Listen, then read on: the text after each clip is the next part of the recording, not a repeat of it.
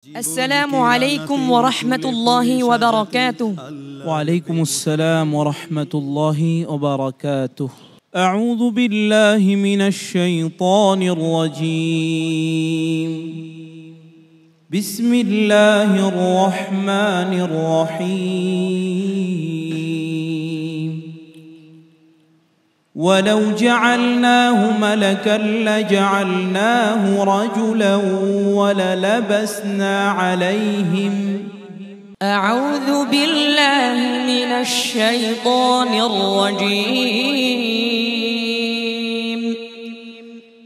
بسم الله الرحمن الرحيم. ولو جعلناه ملكا لجعلناه رجلا وللبسنا عليهم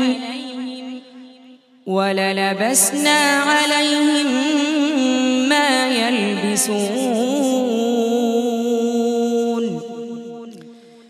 ولقد استهزئ برسل من قبلك فحاق بالذين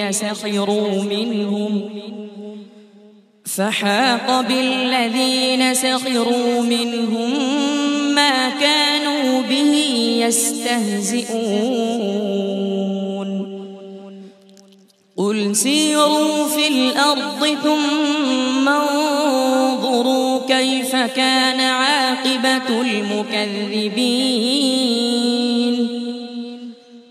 قل لمن ما في السماوات والأرض قل لله.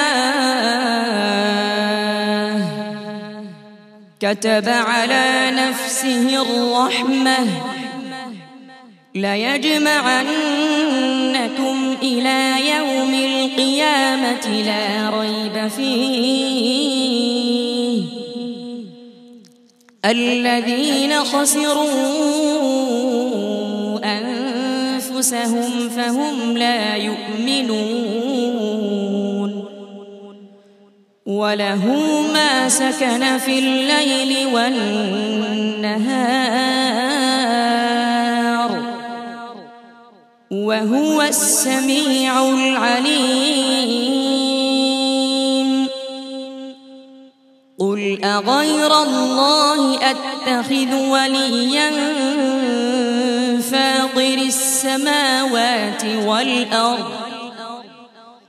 فاطر السماوات والأرض وهو يطعم ولا يطعم. قل إني أمرت أن أكون أول من